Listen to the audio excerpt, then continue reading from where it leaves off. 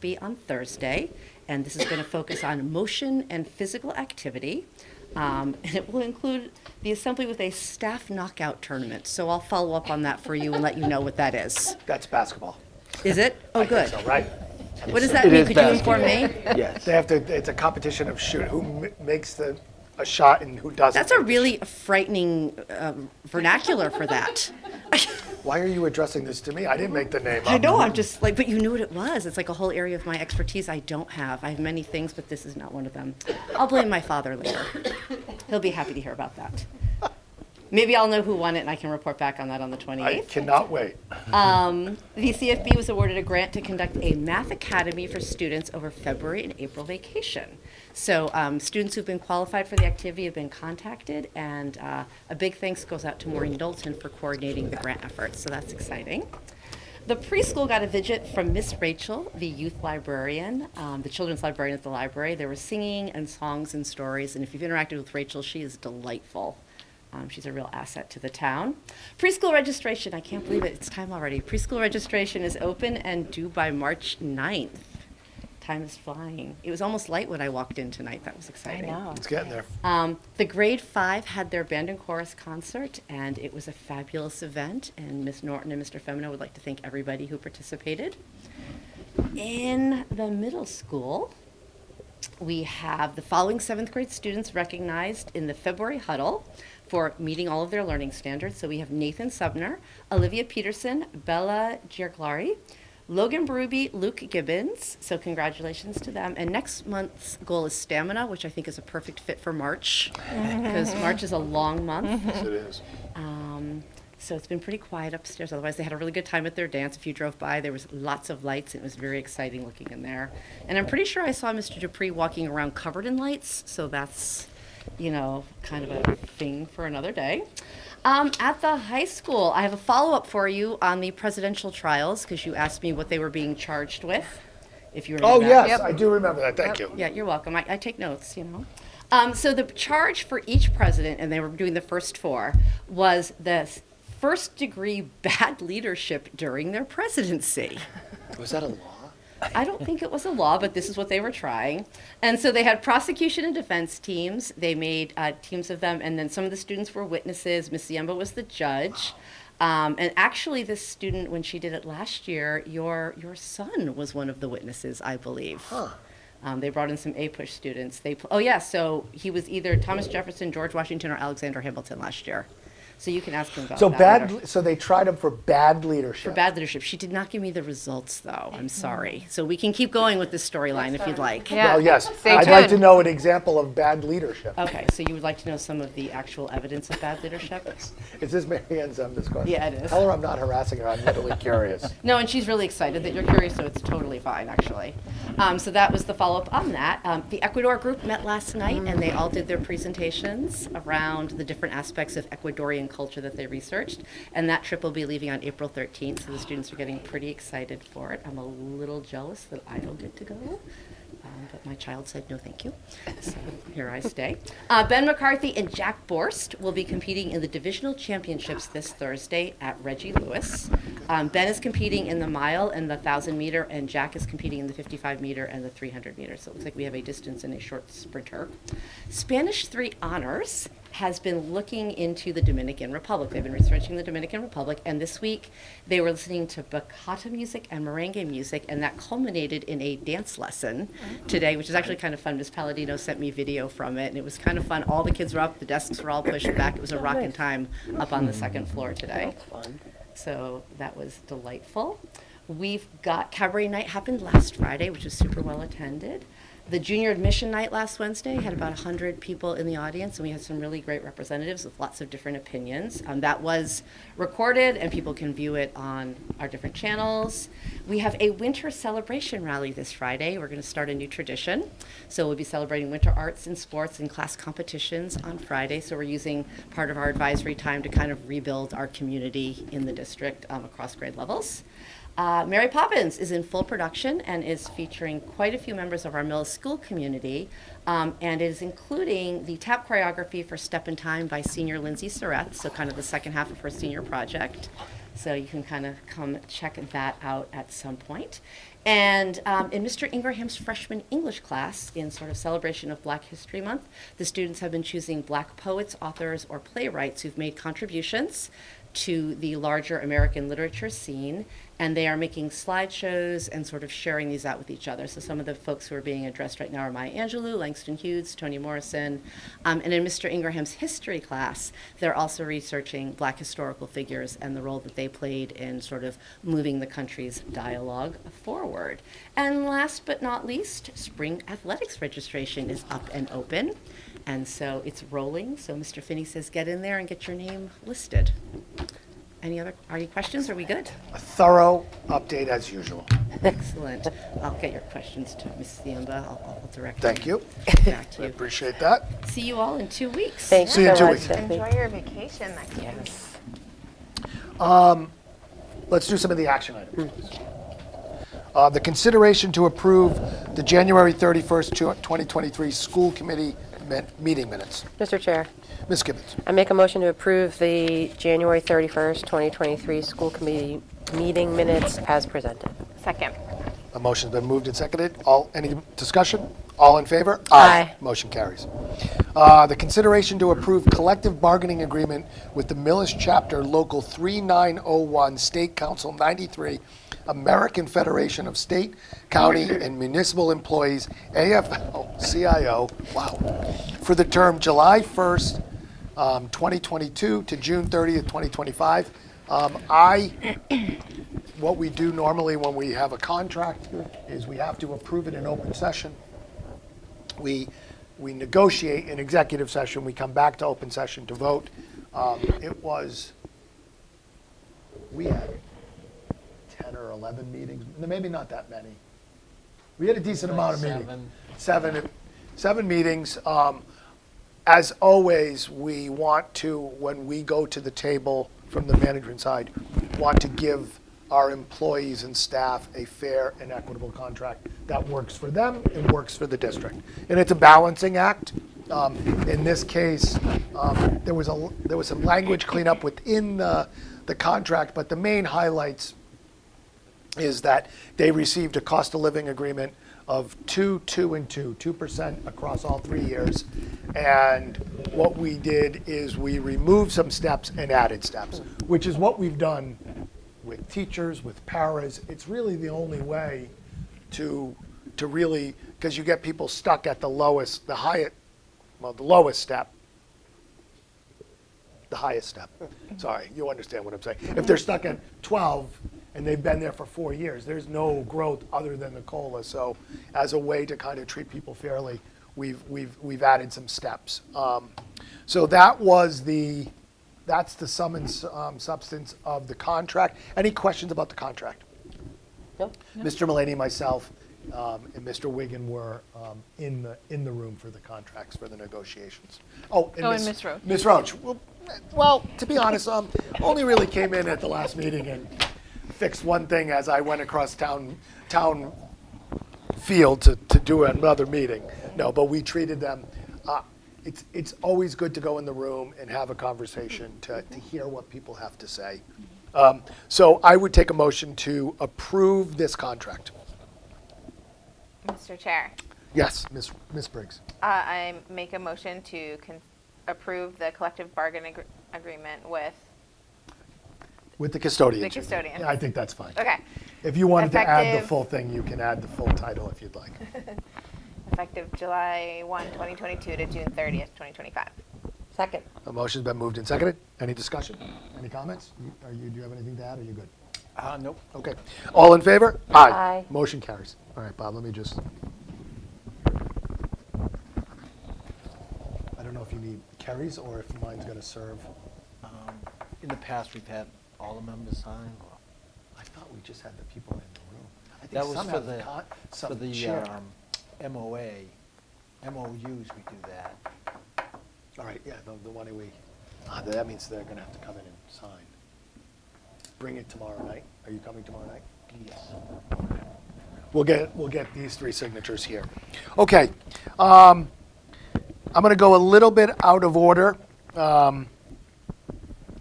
Consideration to approve the use, actually, why don't we do, Ryan's technology update and then the policy, because I think they're tied. We can be up there and sit through the ridiculous reading that we have to do. Not your issue. Not yours. Yes, so. Yeah. We can leave with that if you want. Yeah, so why don't you walk, well, I'll let you get seated in. Thank you for being here tonight. So you're going to give us an update on the technology department, and then as part of your new to the district, as you were looking at the different policies around responsible use of computer technology and networks, and you're making a recommendation that we combine the old 4.21, which is the Millis Network Internet Policy for Staff, Correct. and 4.219, which is the Millis Public Schools Acceptable Use Policy, Computer Network Policy for students. Yeah, it's basically 4.21.1 through 4.21.9. That first document, it has a bunch of Oh, there's several. Yeah. Oh, I see, Yeah. yes. Yeah. Okay, thank you. consolidating. Yep, and they're all related, yep, and consolidated into one all-inclusive policy now for students, staff, and anyone employed by Millis Public Schools. So is there a standard policy that the state is is there a model policy, or is it up to each district? Each district, it's up to how they structure it. Districts work with each other to kind of have some similar language and features and sections that go along. It is more common to have an all-inclusive rather than separate, because the same rules should apply to kind of everyone, no matter who they are. So that was, I think, the biggest change from the existing policies to the new one, as well as kind of the old language of acceptable use to becoming a responsible use policy. That's a change as well.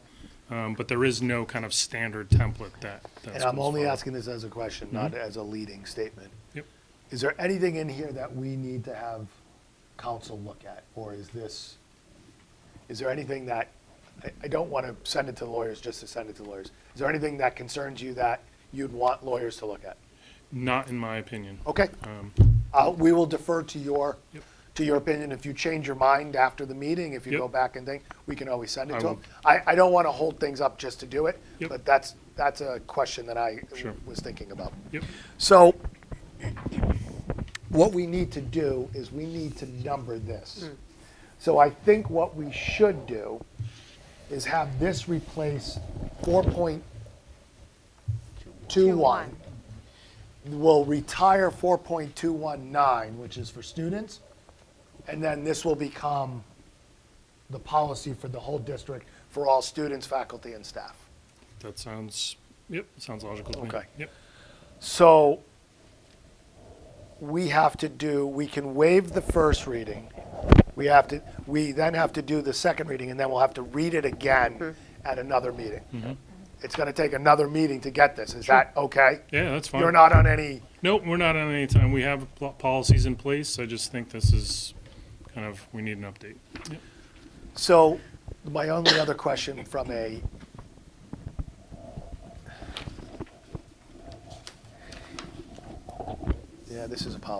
is the only thought I had was, and I'm not suggesting we do this now, is there a policy, and then we reference a form, but it's really the policy, and the only thing that's really form related is the attestation at the back, at the bottom. Okay, all right. I'll do the reading. You have to can you make the motion to waive the first?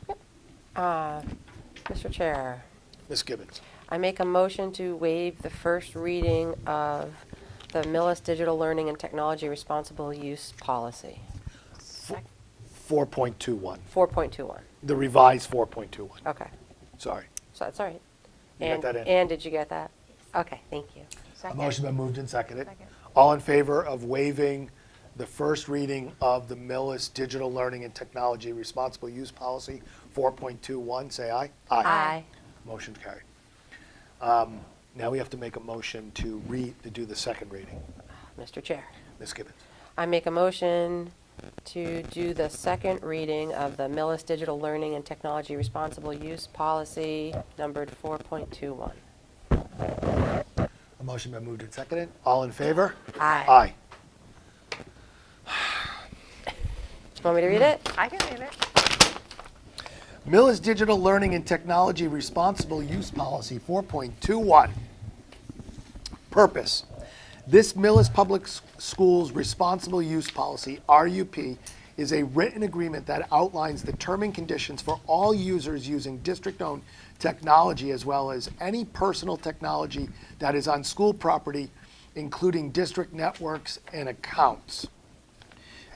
All Millis Public School students and staff have access to the district's robust and secure network infrastructure, as well as a variety of mobile devices and digital learning applications.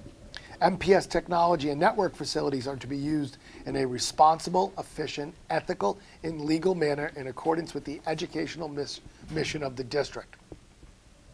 This RUP helps protect our district network and technology, as well as comply with legislation including the Children's Internet Protection Act, SIPA, Children's Online Privacy Protection, COPA, Family Educational Rights and Privacy Act, FERPA, and Massachusetts Public Records Law. This RUP also clarifies the educational purpose of district technology. The goal of the Millis Public Schools is to promote innovation and educational excellence for all learners pre-kindergarten through post-high school transition program. To achieve this goal, the network must provide high-quality information and communication resources to the educational community in an equitable, cost-efficient manner while promoting a safe and secure environment for the use of the network and respect for the individual rights of all users.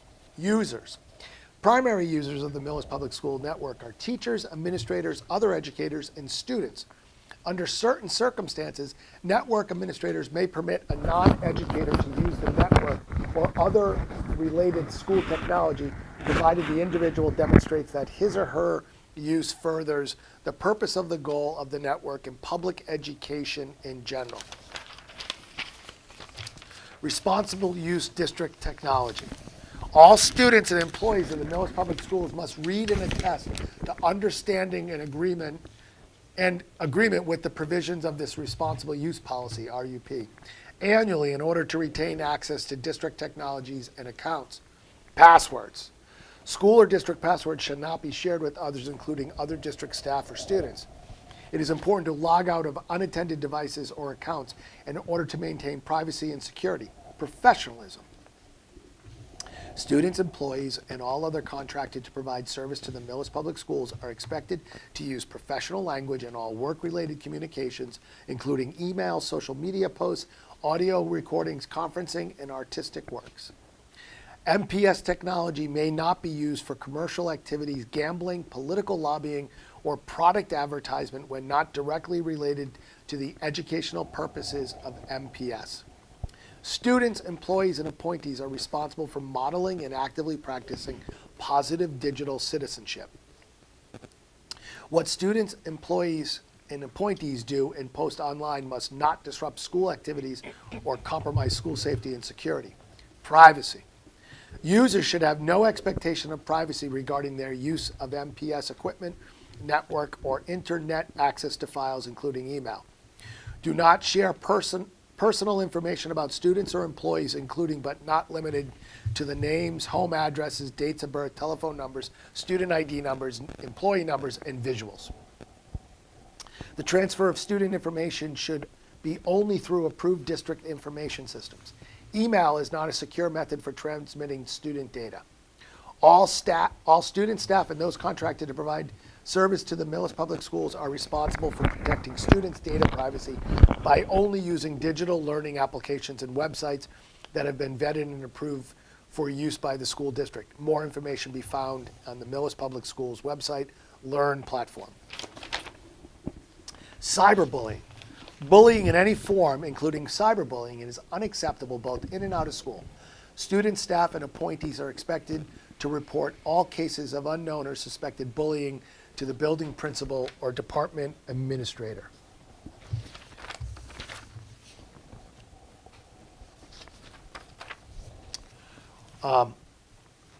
Security. All users are responsible for respecting and maintaining the security of district electronic resources and networks. The district network and district technologies may not be used to obtain unauthorized information, attempts to access information protected by privacy laws, or impersonate other users. Bypassing security settings and filters, including through the use of proxy servers, is strictly forbidden. The use of illegal software or files, including unauthorized software or apps, on any district device is prohibited. Student, staff, and appointees are expected to report any observed security concerns, such as websites that should be blocked or filtering that doesn't seem to be working properly. Equipment and network safety. Student, staff, and those contracted to provide service to the Millis Public Schools are expected to use all reasonable precautions when handling district equipment. Student, staff, and those contracted to provide service to the Millis Public Schools are expected to promptly report technical issues to the Technology Services Team.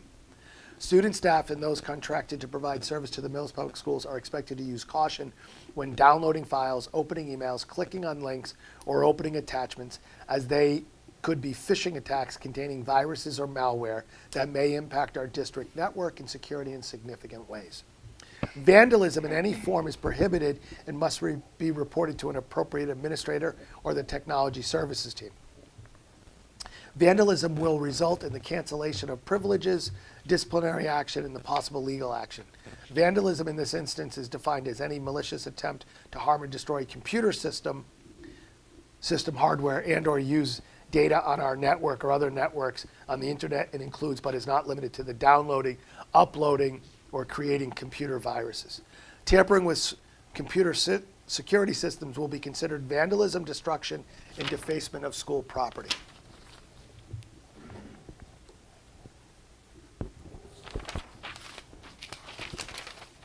Data storage.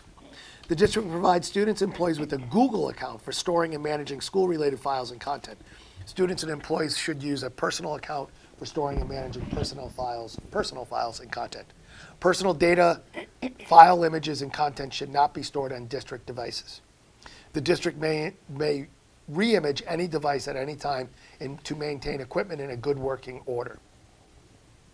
Personal information from a district device risks being backed up and or stored on district storage systems, which may be subject to subpoena or information request. Inappropriate material. Students, staff, and appointees may not seek out, display, or circulate material that is hate speech, discriminatory, harassing, sexually explicit, or violent while at school or while identified as a district employee. Exceptions may be made in an appropriate educational context. The use of the district network for illegal, political, or commercial purposes is strictly forbidden. Transmitting large files that are unrelated to district businesses and disruptive to the district network is prohibited. Copyrights and trademarks. Intellectual property must be respected. Copyright guidelines must be observed when using the work of others. Downloading or use of illegally obtained music, video, software, apps, and other work is prohibited. Plagiarism of any kind is strictly forbidden. MPS logos and symbols are for school district use only. Communication in compliance with the public record law. In order to comply with the Commonwealth's public record law, employees and appointees must use only district-approved resources and accounts when commuting with students, staff, and families, guardians, or conducting school business. Employees are expected to check their school-issued email account daily for communications. Consequences for unacceptable use. Appropriate behaviors for networking technology may follow the general guidelines for all appropriate behaviors that are outlined in individual school handbooks. Misuse of MPS technologies as outlined in the provisions of this RUP may result in restricted access or account cancellation. Failure to uphold the RUP provisions listed above constitutes misuse. Such misuse may also lead to disciplinary and or legal action, including personnel action and or criminal prosecution by government authorities. The administration of the Millis Public Schools may direct network administrators to deny, revoke, or suspend specific user privileges.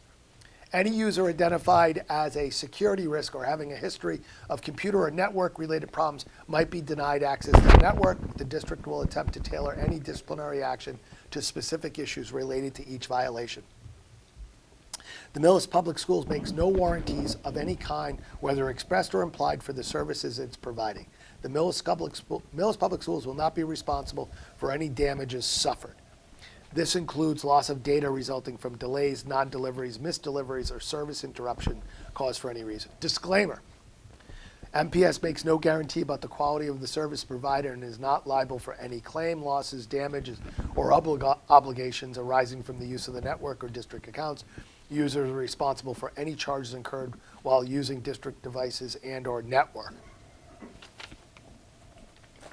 MPS also denies any liability for the accuracy or quality of the information obtained through user access.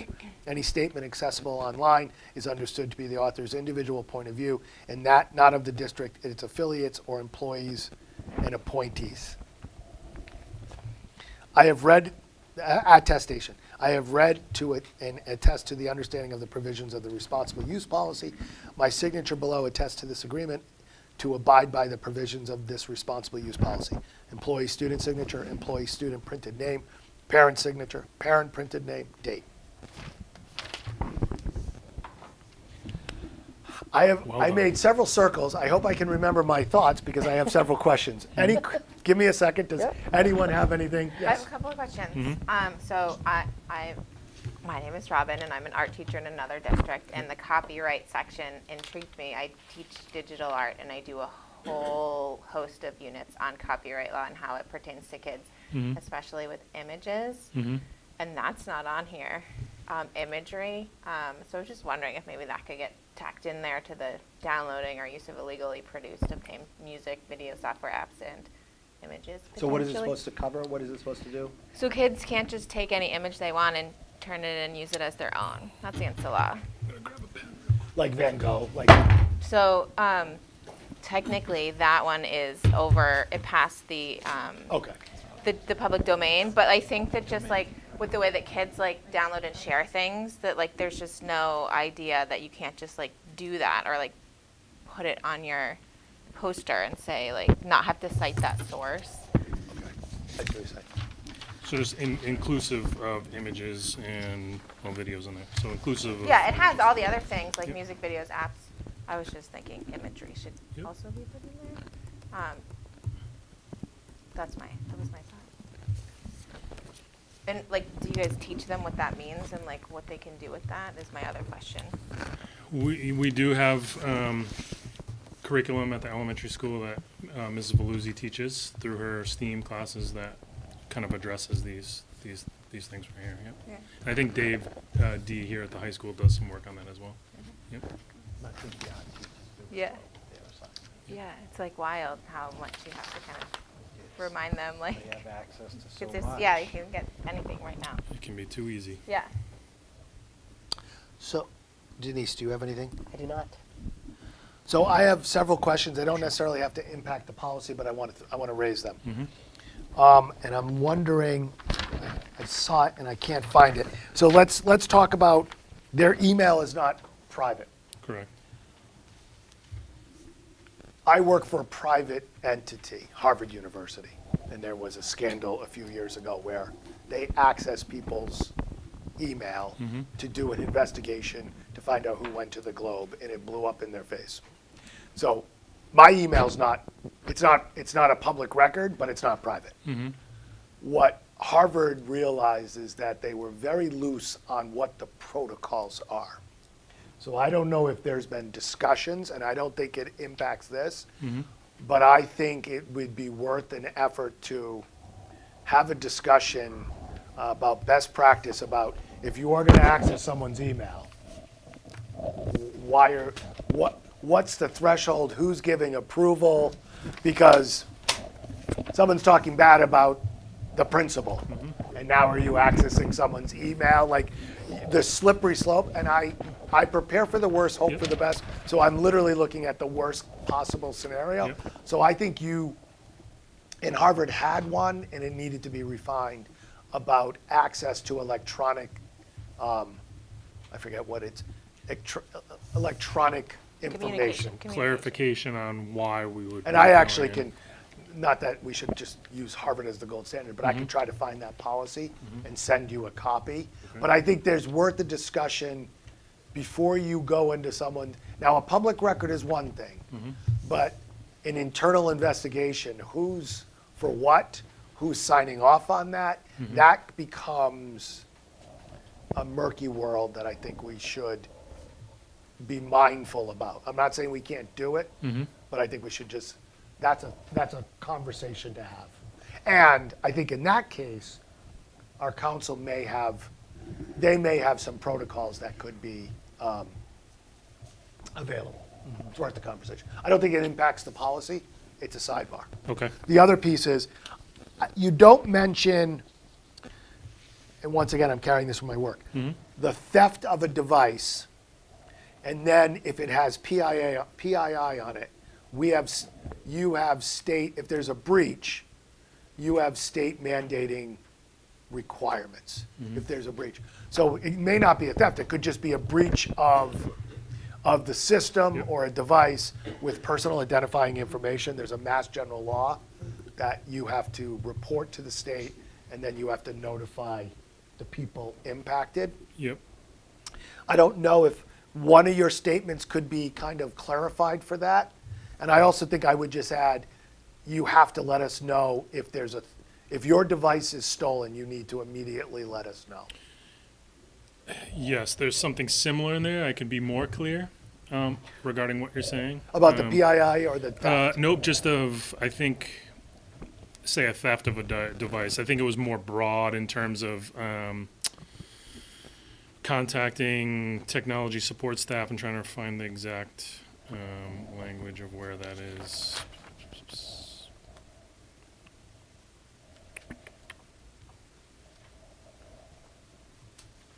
I gotta remember. Expected to promptly report technical issues is kind of where Where is it? underneath equipment and network safety. So this, I believe, is where it will go. A little bit more clarity.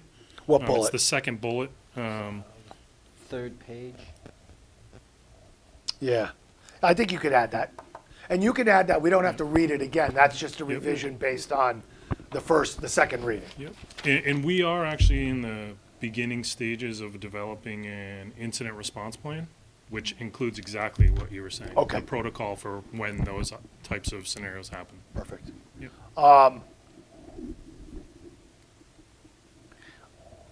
I'll touch the third rail on this one as well. There's two third rails that I see.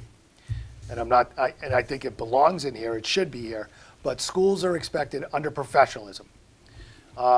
Students, employees, and all contracted to provide service to the Millis Public Schools are expected to use professional language in all work-related communications, including emails, social media posts, audio recordings, and conferencing and artistic works.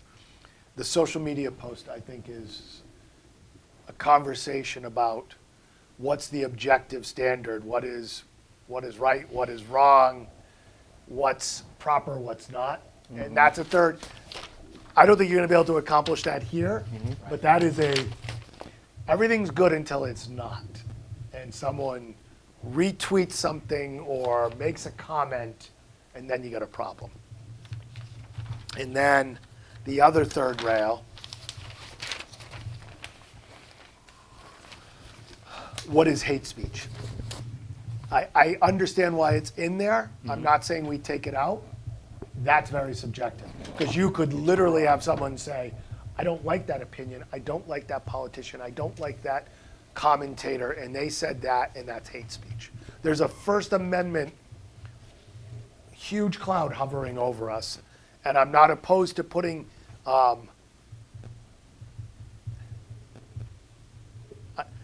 personally, I'd rather see bias-related speech. But maybe that's diminishing it too much. Maybe that's softening up. But here's what I'll say. I don't think we have to change the policy. I think in your discussions, I think that could blow up, and someone could say this is hate speech, and there's a First Amendment right to say it, and it's not. There are no this is my world here, on at least one piece. Yeah. There are no words that are illegal in this country. In the speech, the only speech that is criminal are threats of violence or threats to do bodily harm. So I'm not minimizing or saying the other speech is wrong, but we have to be careful in that we're not criminalizing First Amendment protected. Granted, it's a district in schools, so there's some other parameters. I just think you have to take that into consideration. Sorry. Yep. And then I think I have,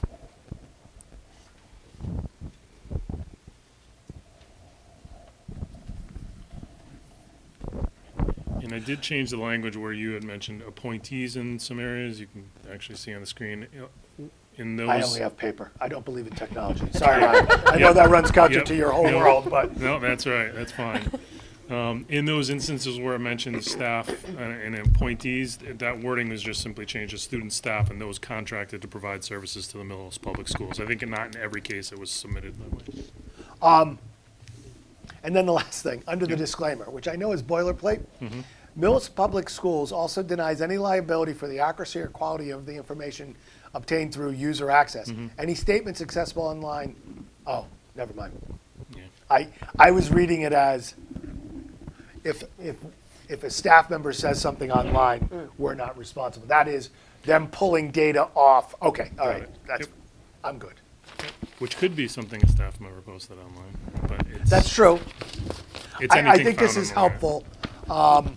So we're gonna, and just for clarification again, we're gonna update 421, and then technically 4211, 4212, all the way through 9 are gonna be, I forget what it's called. We've done it to other ones.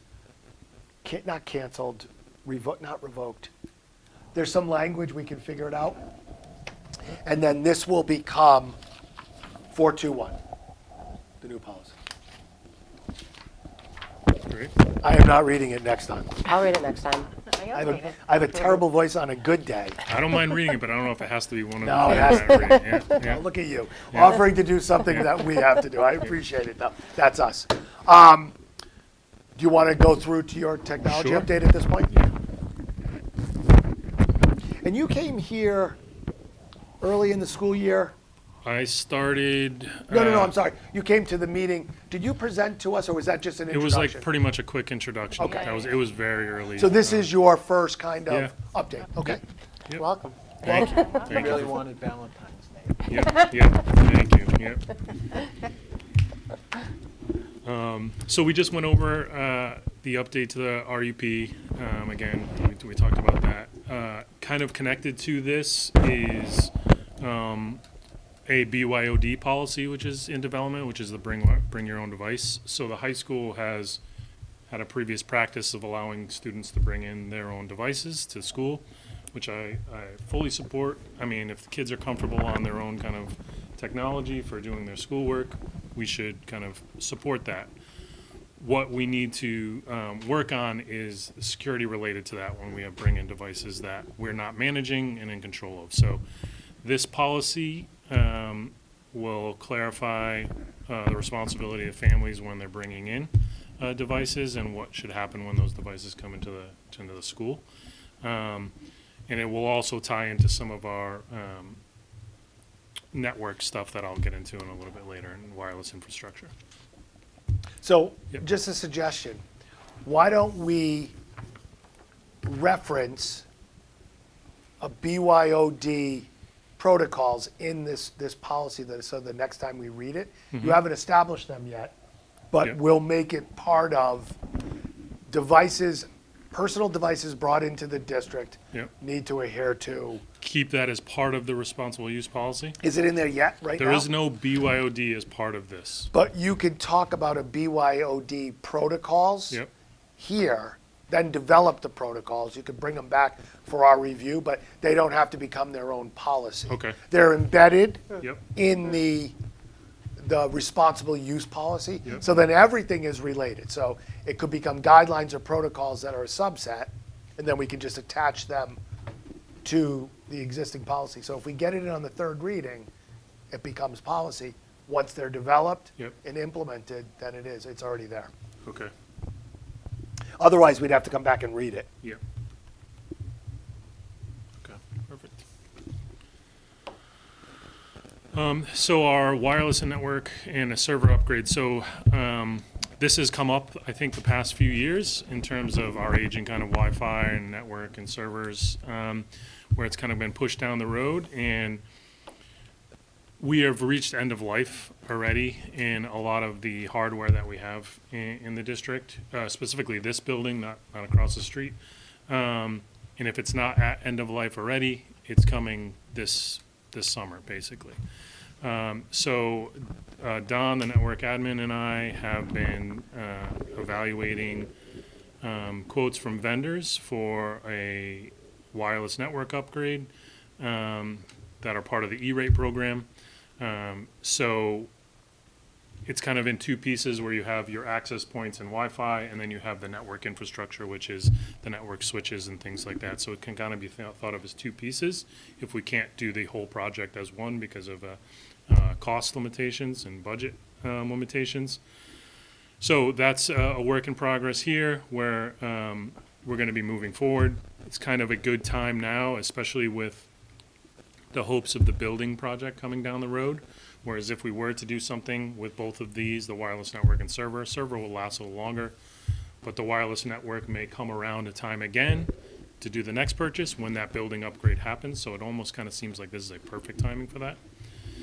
The data center, again, is an aged system where we can kind of limp along for a little bit on kind of costly support contracts, but it's time to do an upgrade here. And we've done, as far as what I mentioned, changes to current practice, where we've done quite a bit as a district of hosting things on premise, where everything is here in our kind of server system and the closets here, where we're beginning to migrate as much as we can offsite, moving things to Google, moving.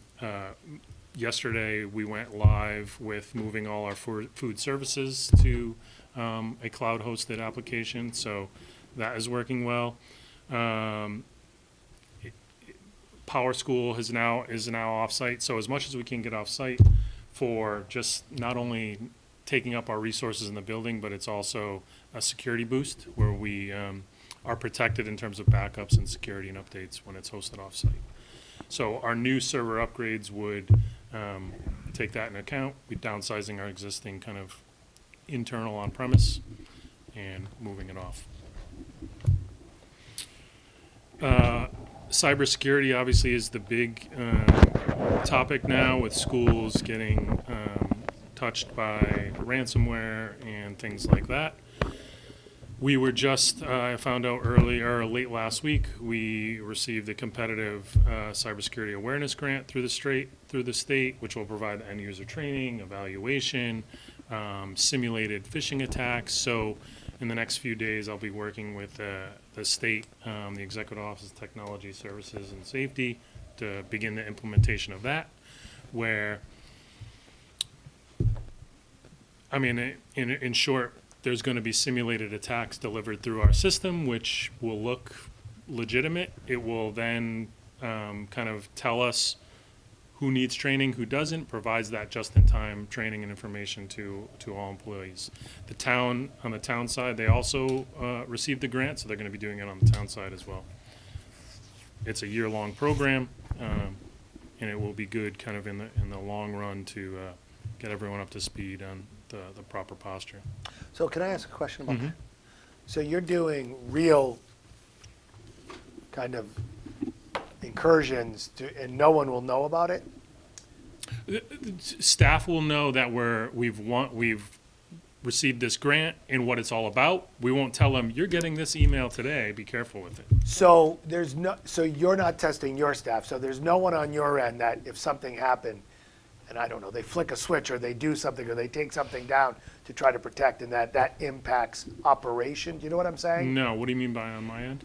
Meaning in your group, the technology group, Yep, technology department. where they're testing them, and then all of a sudden they bring the servers down to try to protect or make some drastic. Yeah, there's nothing that's testing specific to like our admins and like making changes to the So network.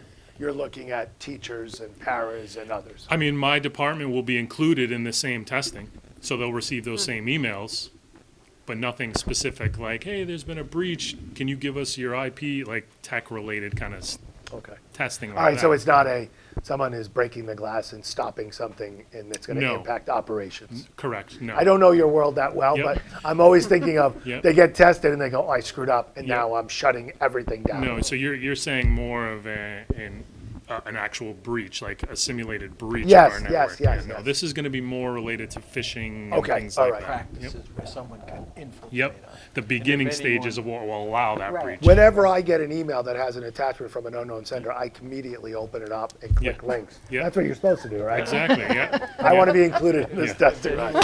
Yeah. I feel so I don't good. know. It's like You you might won a get an prize. email. You- The school You committee have might in get an Millis email. Schools I email. do. You might get one. Test me. Yeah. You're not going to break me. Yeah. Especially if they say job offer in Yeah. a place that I haven't applied, I'm Yeah. clicking on that. You That's might end okay. up with hours of training. Who knows? Yeah. We will be tested. You might get it. It's pretty And good. if Bob ever claims that our emails to him are cyberbullying, Yeah. it's wrong. Yeah. I'm sorry, Ryan, go ahead. No, it was good. It is a good program, and I in my previous district we participated in. It worked. Better to learn in a was test good. environment. Yep. Right? Better to make Yep. mistakes Why in we that get drills. environment. Exactly. Yep, absolutely. Yep. Continuing with kind of security line-wise, which is our filtering and monitoring software, we've recently implemented their tool called ClassWise. So ClassWise allows teachers to manage Chromebooks in their classroom. So it almost gives the teachers a handle and a way to control what's allowed and what's blocked and whitelisted within their classroom. So on the tech department end, we can set up kind of global guidelines of what's blocked and what's not. We can kind of put a hard lock on certain items, and we can also kind of have essentially a soft lock where we block them in general, but we give the teachers the right to unblock that, maybe for a reward. Certain gaming sites will allow a reward, or there's certain sites that they want for a particular curriculum, we allow them to make that change. But there are plenty that are hard blocked that you can adjust.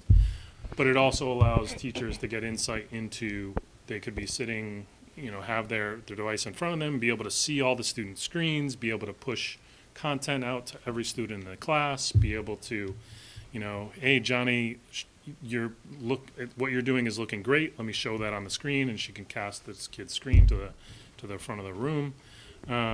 So teachers have been really enjoying this kind of tool. It's specific to Chromebooks.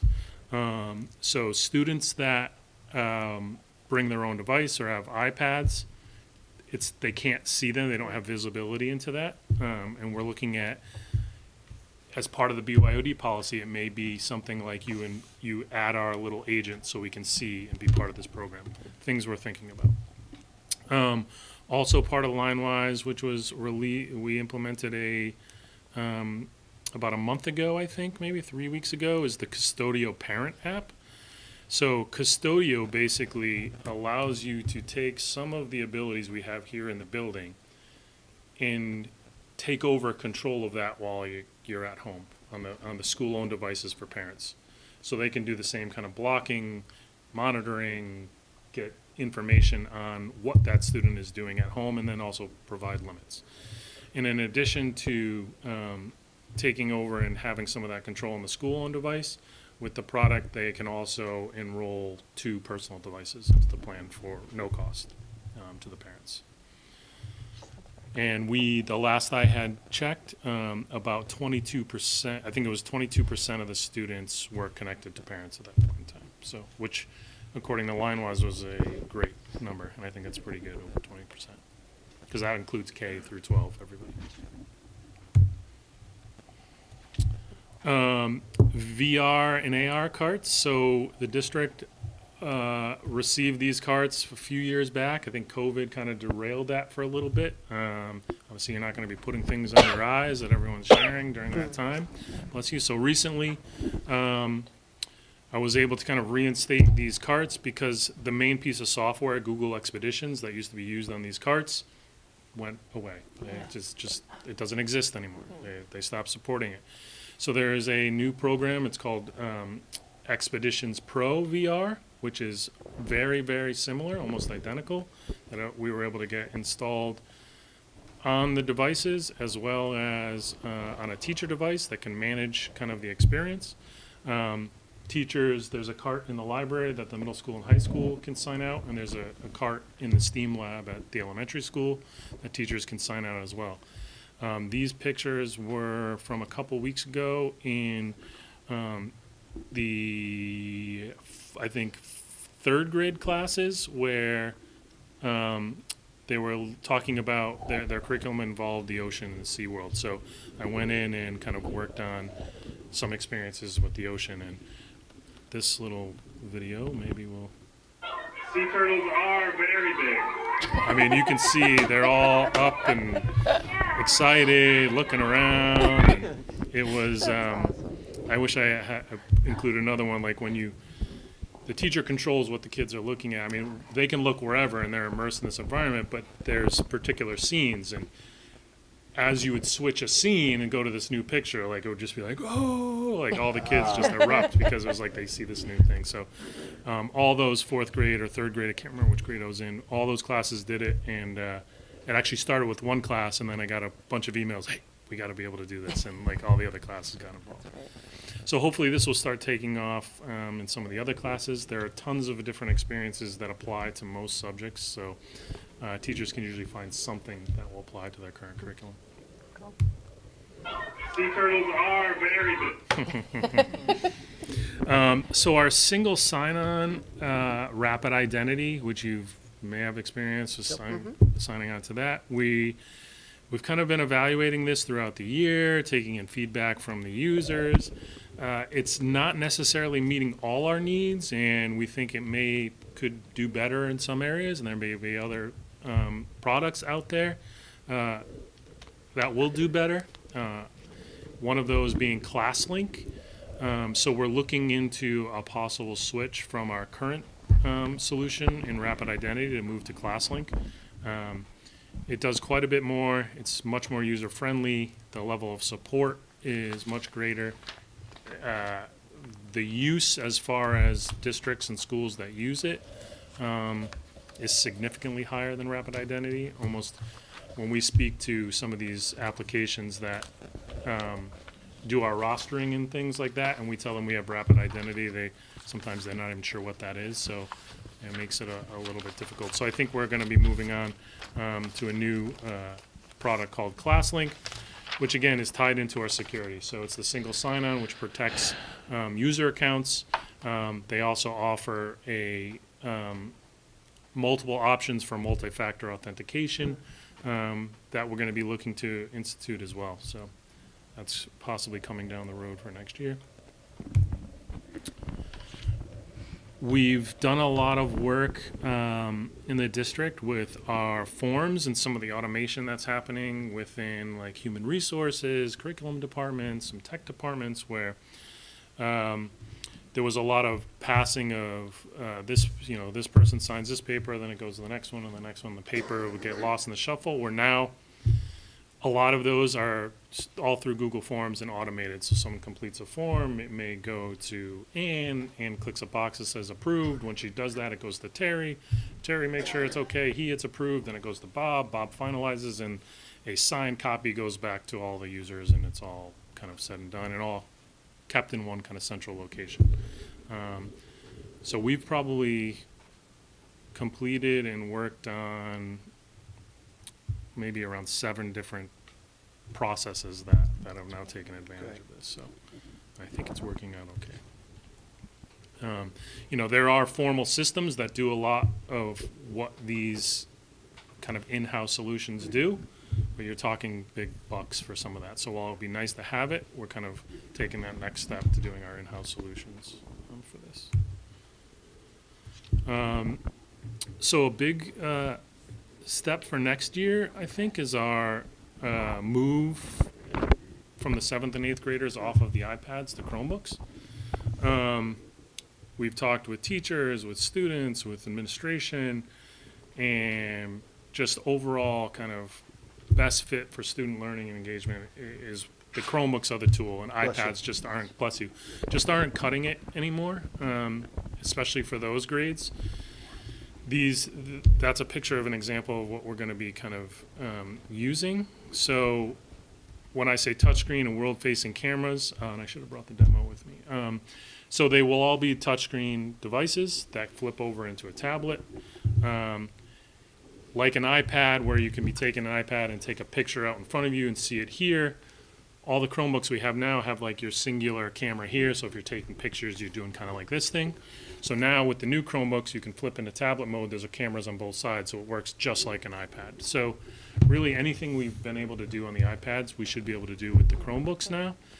Some of those apps that are iPad specific, we're looking into ones that do the same thing or similar, and a lot have both Android and iPad. So we look to be moving everyone to these touchscreen Chromebooks. Is there any moving cost forward. savings attached to that? There is.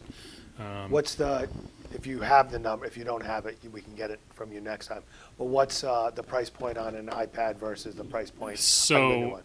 I can look specifically. These Chromebooks are $376 a piece, and the iPads, Dave, you don't know that off the top of your head, do you? Yeah.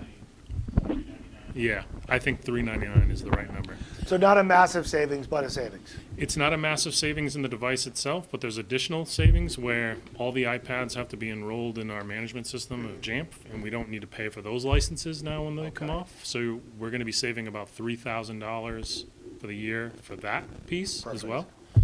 And we're also, the replacement cycle that I'm working on for these, I'm pushing out a little bit longer. They tend to last a little bit longer, so we're going to keep Chromebooks when they get them in the 2nd grade. They're going to hang on to them. It'll be for all the way through 7th, and then they'll get their next ones in 8th grade and have it until they graduate. Oh, okay. So it'll be a 6-year, 5-year kind of replacement. So that will give us some savings over the long term too, because iPads were replaced a little bit more. All right.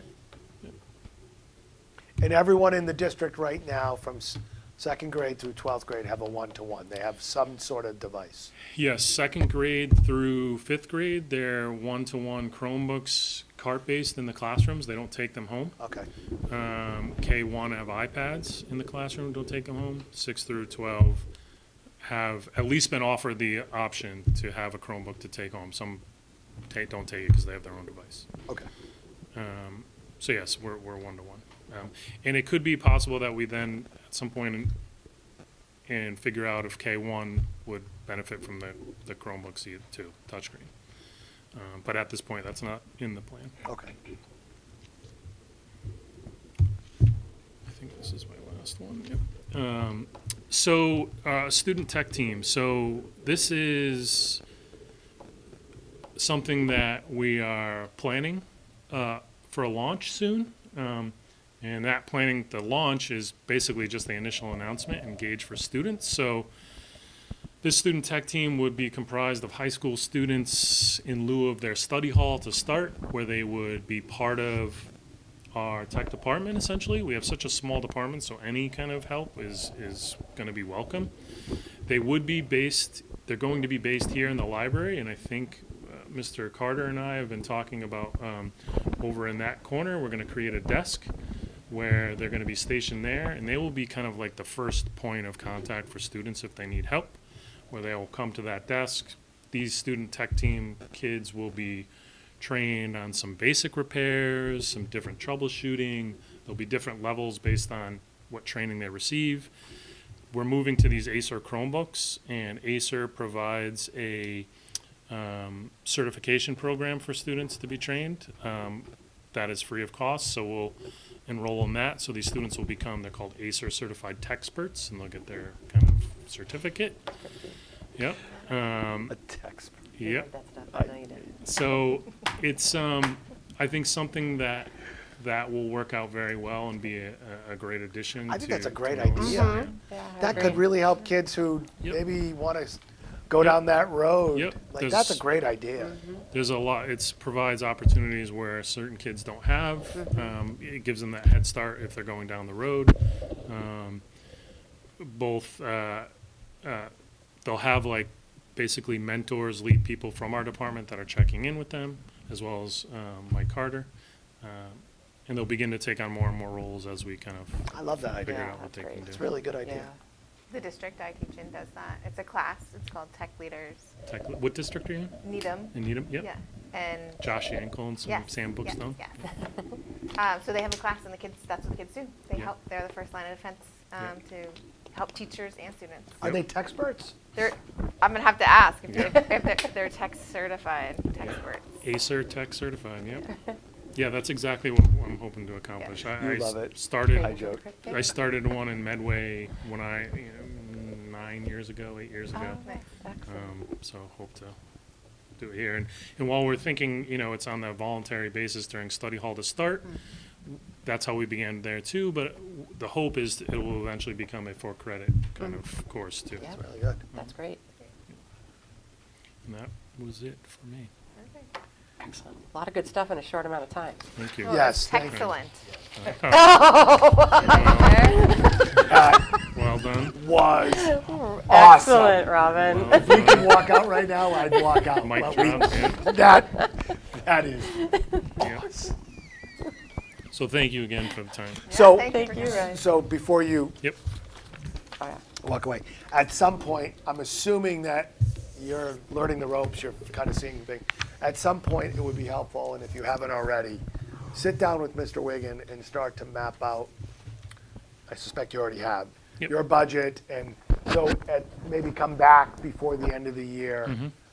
We're going into budget cycle now, Yep. but we're trying to be thoughtful about what our long-term expenses and Sure. costs are, and just get an idea. We've asked this of all the new technology Yep. directors. We don't expect it right away. Mm-hmm. We're in a much better place with Mr. Wigan and our capital planning, so I think it's gonna be a little bit easier for you than some of the Yeah. others. I think we're in a good place right now.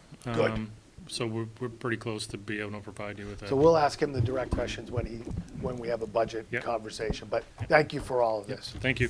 Welcome. Thank you. Thanks And I so will much. say, Ryan has done a lot, a little Yeah. time. Yeah. And we've It appears. fortunate. Yes. Yeah. Thank Yep. All right. Bouncing all over so the next one is Mr. Wigan. Would you like to come up? Feel free to come up if you don't mind.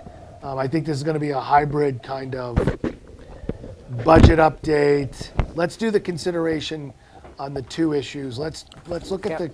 the marijuana impact fees first, and then we'll do the capital improvement funds, and then we'll lead into a different conversation That's why about. I wondered if you wanted to do those first, because Ryan's smiling face had been up here, and Yeah, Let's we do the it. Capital ones first, because. Yeah, let's do that in case we have Oh, yeah. a specific question. We have the subject forward. matter expert. and then Ryan can go home. Yes. Sounds good. Get it by a card. I can recommend a good dealer to you. Oh, this is a VX Rail server system. Don't worry, I'm also. Yeah, so- Right, you got it. I got this. I'm sorry. Oh, you want to I thought it was going to be something more. the update on You're I that? thought it was going to be a little more complicated. We're good. Now, You're these an are- expert, right? Yes. So you know. Not yet. These are actually both pretty straightforward. Okay. They Which are one do you very wanna do first? straightforward. Yes. Let's do whatever. You're up there. You tell us. Well, let's talk about servers first. Okay. And Brian touched on both of these, I think, during his presentation. I think the key thing with this is that if you think about this, a year ago, we'd proposed service to the tune of $100,000. Yes. Okay, we're now proposing cloud-based servers. And this is really some initial hardware that we need and the initial setup. Yep. And now it's $45,000. We didn't do the service. What happened last year? They were pulled it back postponed. Down the road. Yeah, they kicked it basically down the road. They wanted us to, well, for a variety of reasons, I think one, the funding, the free cash was not necessarily in quite as good a place. But I also think they wanted us to take a second look at cloud-based, Well, Yeah. okay? look at And, now $660,000 you know, cheap. we did. I think we feel comfortable with the number. I will, and so basically, in that regard, that would be one proposal we would have for capital improvement plan, is to propose this as one of our two proposals. So we're not diminishing what we need. We're not doing anything to just meet for their desire for us to go out. No, no, I This would works argue- for us. I would argue, and Ryan can Oh, shake his better. head if I'm wrong, I would argue we're strengthening Yeah. our need. Okay. We're- I just we're- wanted to make sure we were not No. cutting corners to meet. No, if we had thought we needed, physical servers, then that would be what would be Okay. before you. But. Well, that's good. That's good all around. If these work Yeah. better and we're saving money as a town, Yeah, that's not a bad thing. yeah. So I think that would be, and then the second one, let me get there from there. Wait a minute, where is it? Ah, there it is. Okay, and I think, and I want to be, I have a confession to make. Okay. Oh, Ryan and I geez. thought about this. You sure? I've- Wait. You've said this before. You sure you want to say what you're about to say? Yes, I do. Are you sure? I I gave a warning. I am. But I think there was a couple of things that I finally saw the light on. The first thing is Ryan made the point, and it's a very key point, that right now, the wireless is at the end of its useful life. And a building project, if we have it, okay, is gonna be another 6 years, 7 years. Well, that's the lifespan Yeah. of wireless. So the timing is really accurate right now to replace this. The second thing is that one of the key things with the wireless and replacing it and upgrading it to a new and more modern system now, okay, is that whole concept of cybersecurity. Not the only thing, okay, because there are other advantages to upgrading the older system in the sense of making it more usable, not only for staff and students, but also for visiting people when they come in here and have a wireless device on our guest network. But I think that it's really a situation where proposing this now makes sense. $68,000 is a reasonable price tag, and this can be offset, correct me if I'm wrong, with the E-rate. Part of the E-rate. Is So- that the offset price or is No, that? that's the full price. Okay, so this would be reduced by E-rate funds that the town would receive. And quite honestly, it makes sense to do it this way because the way the town deals with E-rate is the town takes the E-rate in on the town side and it's theirs. We don't see it. Okay. So this is a cleaner way of doing it actually in this manner by doing it as a warrant article or doing it as part of the capital improvement plan. So I'd recommend both of these to be approved and put forward as our recommendations to be part of See, the capital these are improvement the plan. only two items that we're going to move forward to the capital improvement, capital planning committee. Correct. Okay. We talked about our perennial request for a skid steer and other things, and admittedly, skid steers are getting expensive. But we really felt that in this year, for a variety of reasons, that these were the two things that were the most critical, and again, we would put off the skid steer, and there were really no other requests that we had. Okay.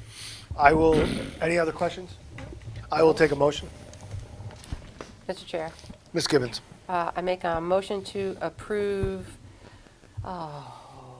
the Proposed capital improvement proposed use funds. of capital improvement funds for the Millis Public Schools for the wireless upgrade and data center. So why don't you say the amount? So for each one, the So the wireless. wireless upgrade in the amount of $68,000 and the data center in the amount of $45,000 A motion. for fiscal year 2024. Second.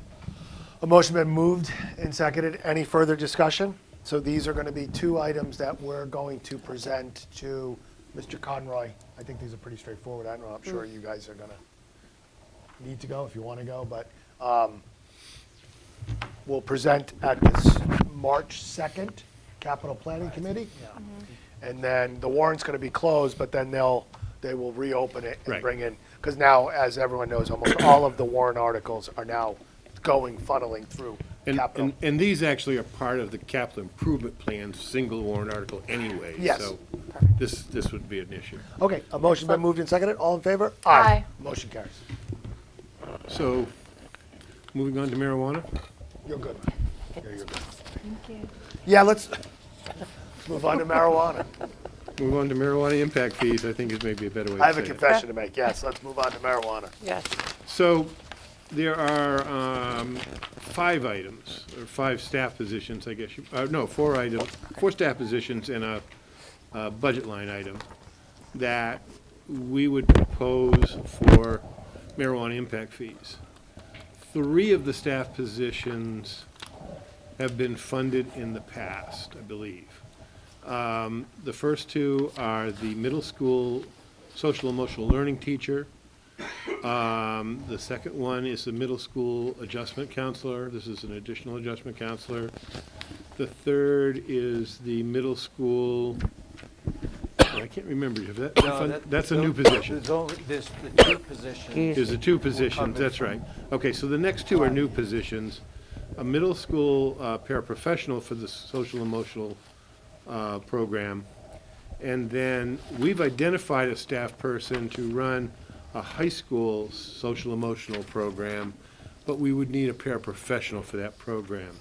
And then the final thing is, because that high school program would be a new program, we would be looking for $5,000 for initial setup costs, for initial supplies, a variety of expenditures that, quite frankly, we can't identify all of them at this time, but we feel $5,000 is a number that we can work with based on other programs we've established in the past.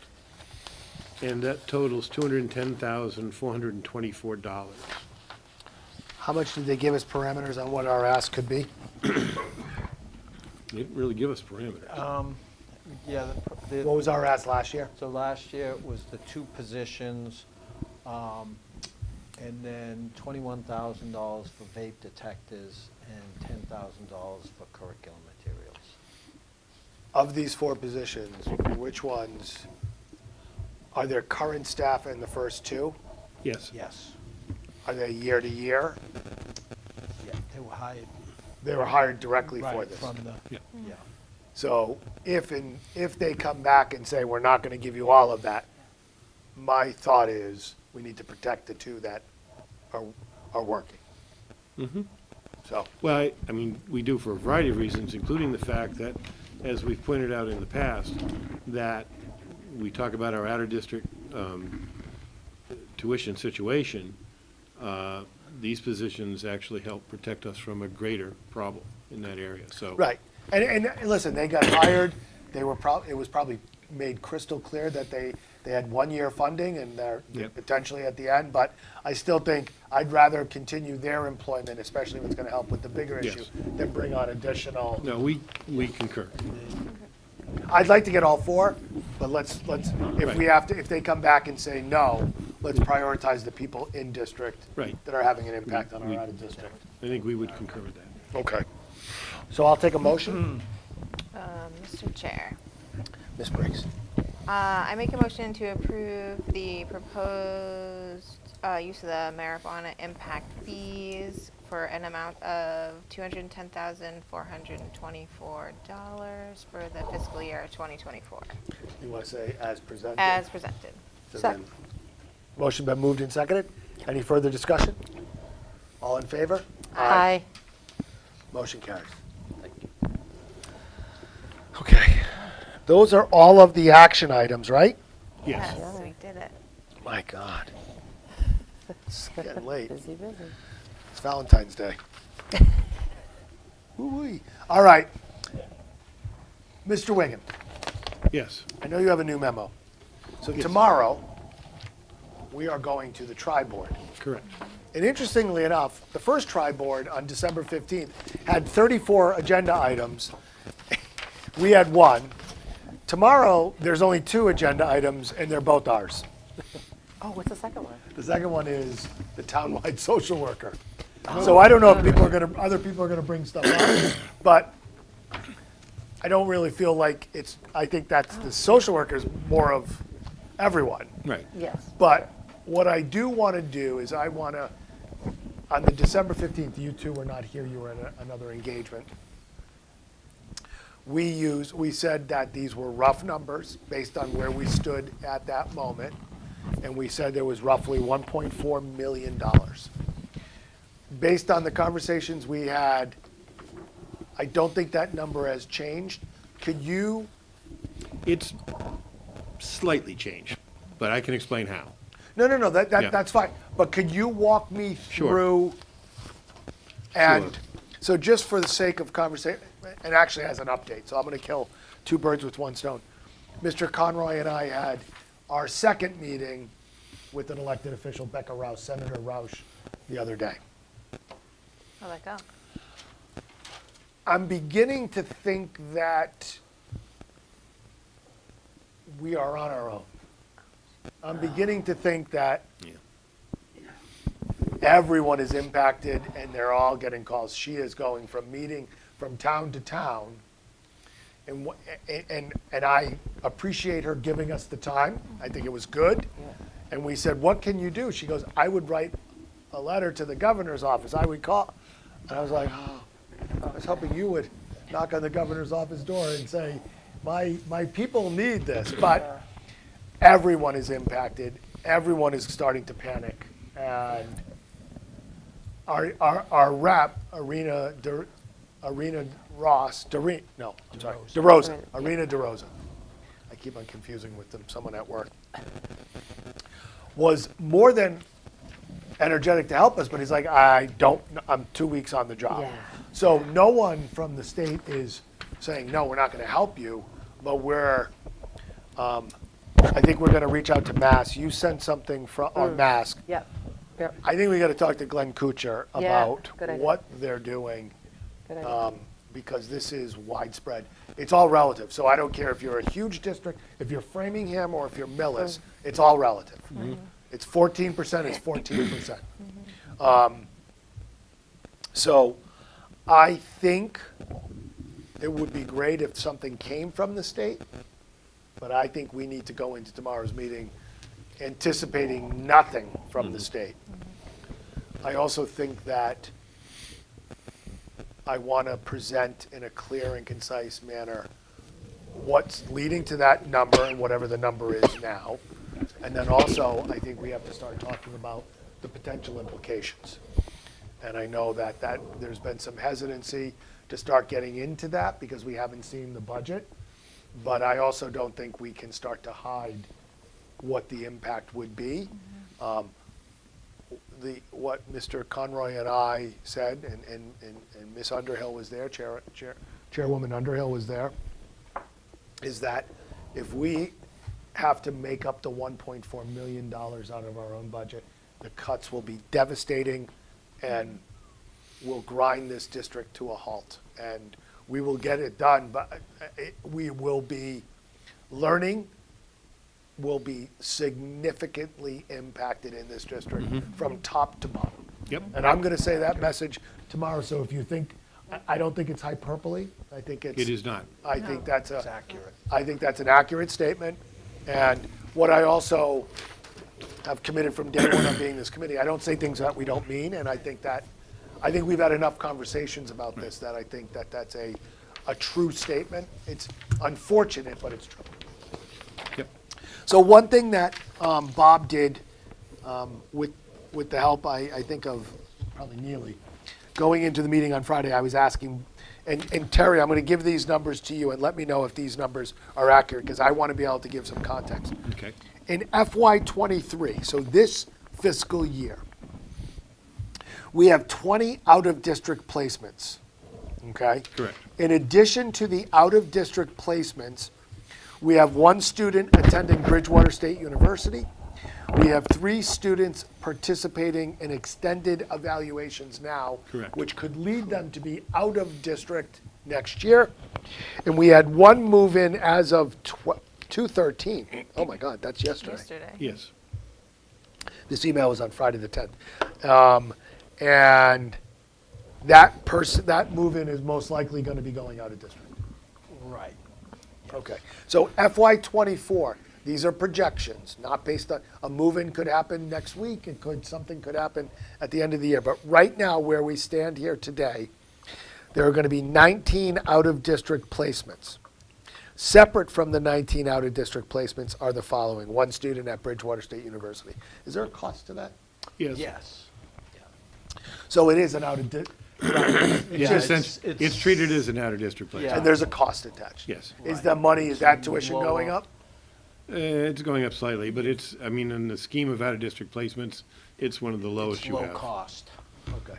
And then we have the 3 students that are in extended evaluations right now. They're most likely going to go out of district. Yeah. Yeah, we're moving as if they are. Okay. And then there's one student at the Clyde Brown that may be going out of district as well. So potentially, we will have 24 students out. Your math agrees with mine. Okay. I was worried that, this is easy math. I didn't have to get my phone out. So we have 24 people. So we're not graduating or aging out certain kids or bringing kids back in. Well- We're only adding. No, we are aging out. That 24 is after we age out 2 students. So, okay, this is why I'm glad we're talking about this, sorry. So in the 20 right now, 2 are aging out. Correct. There's actually a total of 6 new, So then why is it 19 out of district? because we already have 2 in the current year already that will be new next year. In other words, they're here with us, but we're not responsible We're for not. them We're until next year. Yeah, we're not, because they moved into the district. The So district they is that came part of the from- 20? No, their tuitions are not part of the. No, they're not part of the 20 19. this year.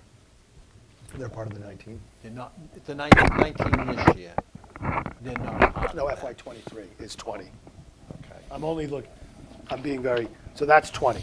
They're Oh, not okay, part of the yeah, yeah. tuition. Right, So then we have 2 students who are out of district, but we're not responsible for their tuitions. right. So it's like a trade-off. Correct. They're coming for wherever the sending town was. Right. In FY '24, we will be. Correct. All right, so that's the first note. So we have 22 kids out of district. Technically, yes. I mean, that are residing right now in Millis, yes. And And we're 20 responsible we're for responsible, paying 2 we're not. Yeah. Okay. Okay, how many are aging out? 2, So that's a swap. That's a push. yeah. In FY '24, 2 aging out, 2 coming on rolls. So how does it go from 20 to 19 if it's literally a push? And I don't know if we have to get into that level of detail tomorrow, but I just want to be able to, if they say, what does this look like? I know what I did to make sure of my count was I did it the old-fashioned way, and I just went like this. And literally counted everybody. Where's your 19 from? It's in an email. FY '24, 19 out of district placements. How about we do this? How about we I not think- get caught up on this? How about you Yeah. and Terry sit down tomorrow? I don't want to, Yeah. the numbers sound very, very close. Yeah. I just want to, if Pete Berube or someone else says, what do you got? I want to be able to Right. speak with some definitiveness. Right. So we don't need to drag it out here. If you guys could just circle back tomorrow morning. Yeah. So anything else? So we have 19 out of district placements, but then we're probably going to we're going to have 4 more. So we're going to be to 23. Or 20, you said 24. I'm pretty sure it's 24, Okay, that's fine. but that's okay. I still don't know how, if we have 6 aging out, how that happens. No, we have two. We have 2 aging out. Oh, 2 aging out, okay, I got you, okay. All right, so the reality is our out-of-district placements are increasing by 4. In addition, tuition is going up 14%. Correct. We have no recourse or by losing people. We're not decreasing our budget because people are going out. We're sending more people out, and on top of that, there's an increase. Correct. Part of this is me Your talking net out loud, 4. practicing what I'm Yeah. gonna say tomorrow. You're net 4, because we're Net 4. graduating 2. You're net 4, because we're graduating 2. Net new 4. Net new 4. Yeah. There you go. I'm gonna sound smart if I say that. Do I have to quote you? I sound like a textpert. All right, so that's the numbers. Yes. Help me with the breakdown, and I know there's a new memo floating somewhere that you will put on the Google Yep. Drive. Help me with the numbers of, I said 1.4 and I saw your reaction. Well, no, so let me,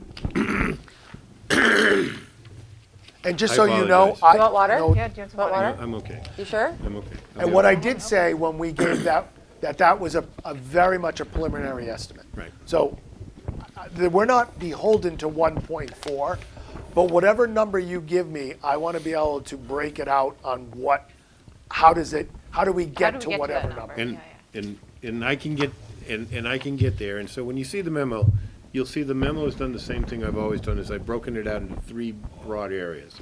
First area is out-of-district tuition. Second area is staffing.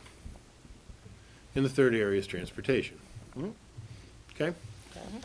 But we can get down and dirty here and get specific. Okay. So out-of-district tuition, right now, as of, Bob and I met with Neely, what was it, Friday, and, Oh, do you mind? Go. Take it. Is this the new memo? Uh-huh. Take it. oh, is This'll help. it? Yeah, Sorry. of course. Did That's Bob why share you it? I did, but I didn't So, tell Anna. so skip all the paragraphs and go to the very bottom. Yep, that's where I got him. In Go to the summary, bullets. this is where we appear to be on our Yep, special. go to the bullets. Yep. Okay, so we're talking about 717,778 in out-of-district tuition for an increase. That's just out-of-district tuition. Does that include the baseline and the increase, or is that That's just the the baseline and the increase? increase. That's it, that's everything. That's the total cost of out-of-district tuition for FY '24. No, Just tuition. that's the increase. That's just the increase. That's just the increase. The- Wait a The that's- second. total, the So, total, sorry, Yeah. 717, just to be clear, is not the base plus 14. This is literally the 14%. well, it's more than just the 14% because you have additional students, So yeah, so it's the new tuition for New the t- net new 4, right? plus the 14% of the existing people that we're sending out of Of district. existing and new people, yes. Okay. Can you, and you probably have it somewhere, could we break out that number? Because I think the one that's telling is the 14%. The And the net new- 14%, and this has changed a little bit. I think I updated it for Bob earlier. I want to say the 14% is approximately 281,000. Was that the number? 280,000. Yeah. Is that in the paragraph in the memo, if we go higher up, or is it? No, I didn't, Okay. I didn't break it Okay. up in the It's paragraph. Could you break it out? information that we I can share. do Okay. that. Yeah, just add that. So 281, because I also think that breaking it out serves another purpose, is that roughly 480, whatever the number is, 717 minus Yeah. 281, 400? Yeah, No, a little bit. 420. yeah. So 420 is those 4 students going out of district. Yeah, those 4 new students. And I know that we're not exactly on the numbers. That shows the cost of, Yeah, right, exactly. just How the it's- how cost of costly. out-of-district Right. tuition. Yep. Actually, hold on one second. I want to get this. And sorry, I'm doing the trial. Well, it's on camera, and this is important to talk about. So 281 is just the increase. So 436, 778, right, is the net new 4. So 100,000 plus. Yeah. And that already has their 14% Baked wrapped in. into it. Yep. So, yep. That 14% is crushing. So 700 and, That's so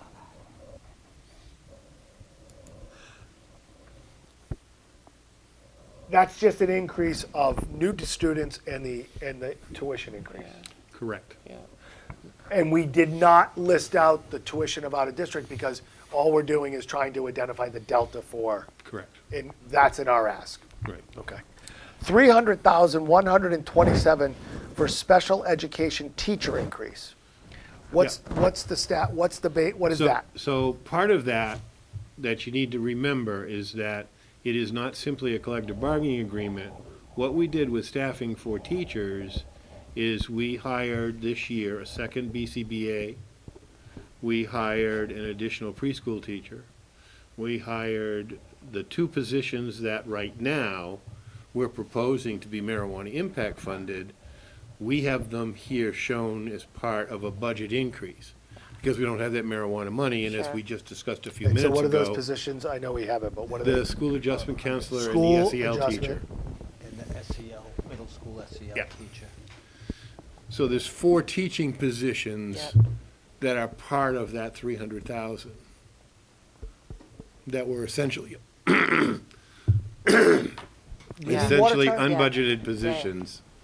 Nah, it's the art, thank you. So that's essentially, they're all unbudgeted this year, Yeah. which means they're new money next year. Because they had 1 year funding. They didn't have any year funding. We absorbed them in this year's budget, so they show up new next year.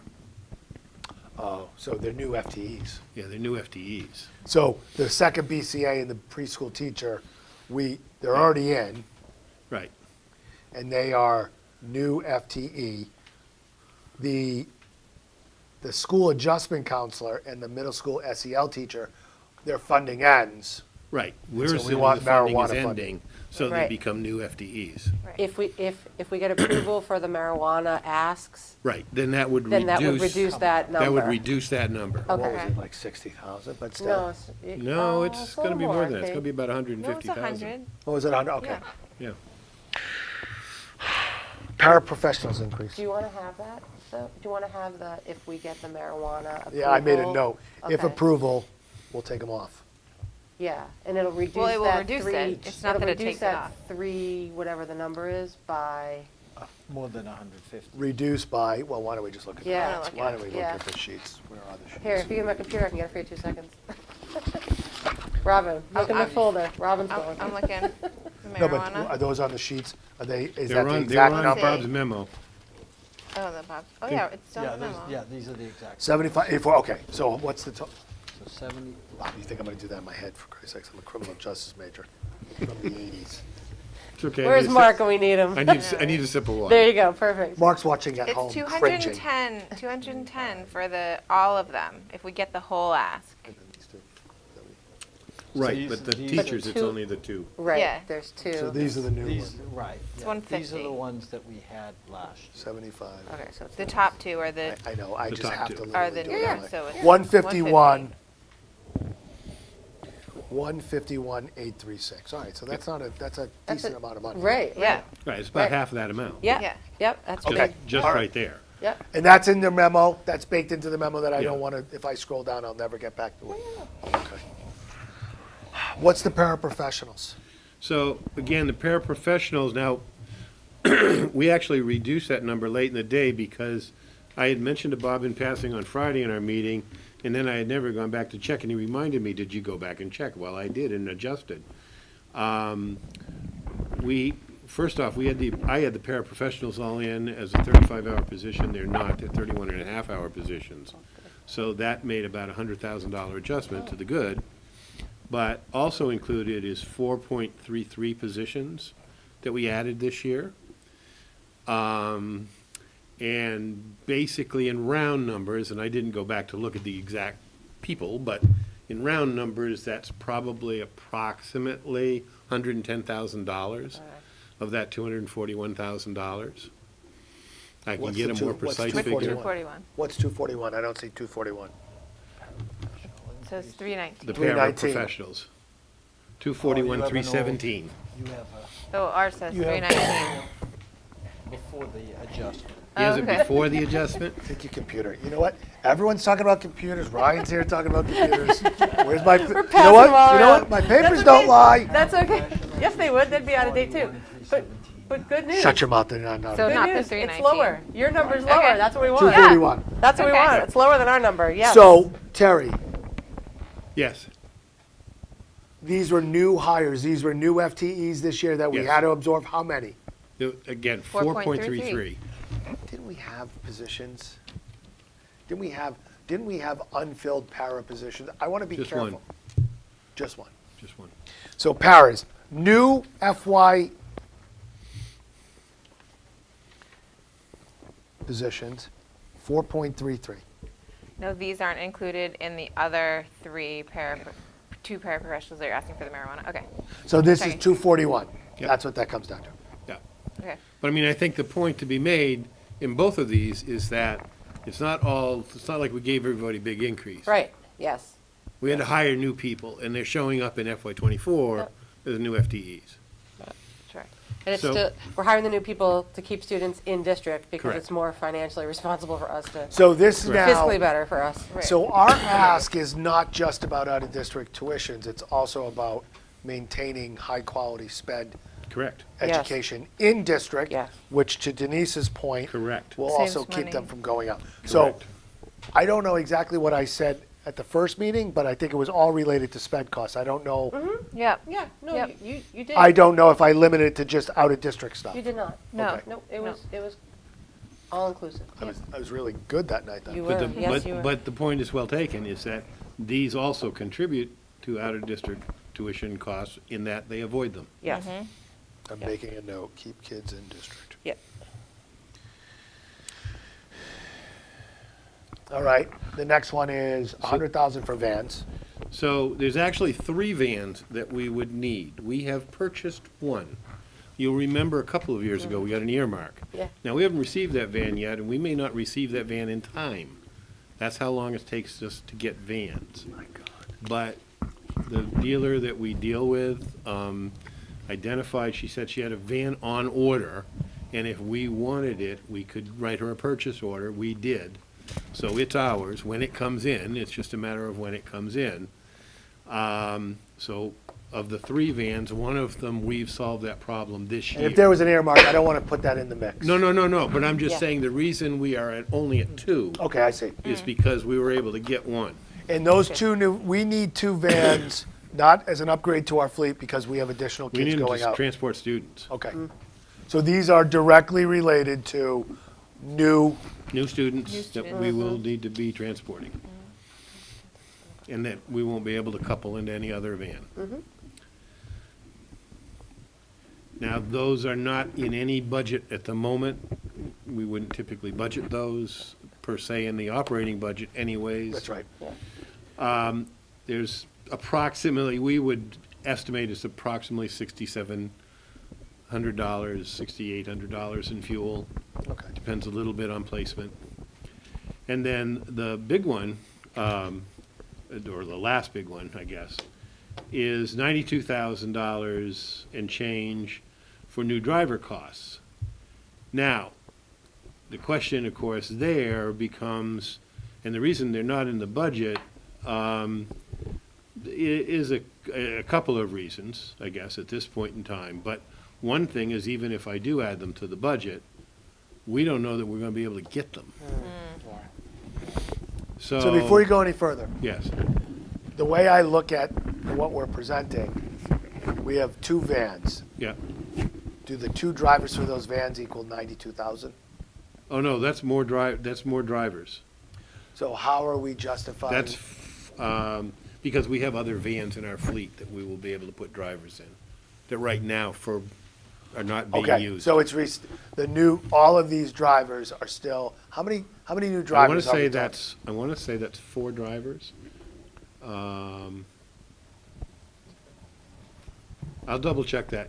I believe it's 4 drivers. It might be 5, but I think it's 4. I'm pretty sure it's 4. So we have other vans that we'll need the drivers to use to get the new kids, to get all of these kids going out of district. Yep. So that totals 1.45 million. Oh, I've got it in the memo, actually. It's 1, 2, 3, 4. It's 4 drivers plus another allowance for some other short-term transportation needs. Those are the needs that pop up when we have somebody on like a 45-day placement. How about you say new drive cost and new driver, and you have new driver and transportation cost.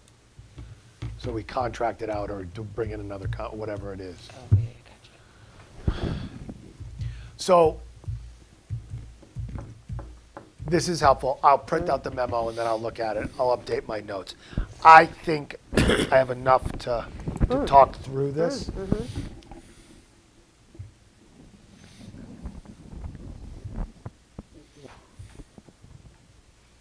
And There this- is no guarantee. That is a lot of money. Well, and keep in mind, this is a piece of a budget increase. This is not the entire budget increase. No, I know. Yeah. We're keeping within the 4% on the other side in the operating budget. This is above and beyond the Right. operating. This is what we need to meet our state mandates for special education, 25% of our budget. That was just increased $281,000 on top of that. Now, one could make the argument that we still are looking at a $1.2 million increase, right? You back out the 281. Say there was no tuition increase. We still are at $1.2 million extra. Yeah. I am significantly worried if we don't get this money. I don't know what we're going to do. Well, I think, one of the messages that I have sadly sent out is I said, even if we got 50% of this money, Right. that's still a significant impact on education in Millis. The last time we had an estimate based on this number, if we didn't get this number, 10% of our staff could be impacted. Yeah? Do me a favor, tomorrow when you guys are talking about the numbers, just to see if that 10%, and I know because we haven't identified any positions, but use some average numbers. We, Just make sure that, I don't want to say a number that's not accurate, we can give you a number that will be accurate. because I also think we're at that point.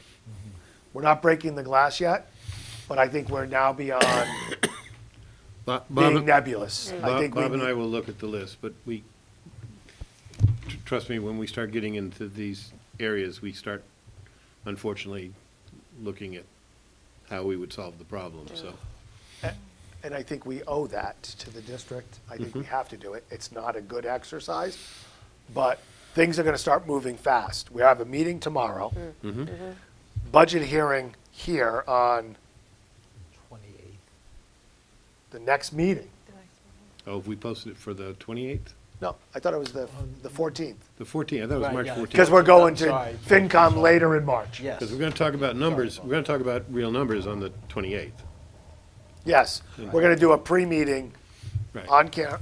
Should that be a working session? I think you might want to have a working session.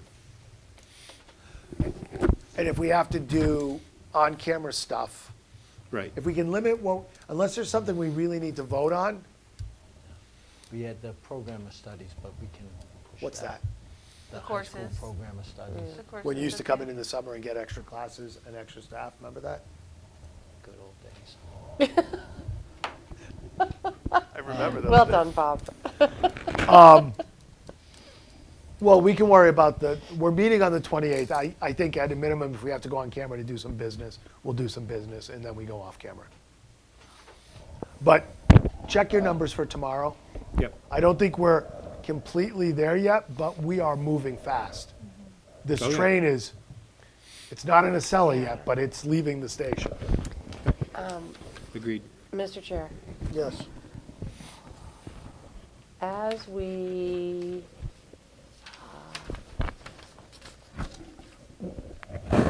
would it be possible to, I'm trying to get the thought out.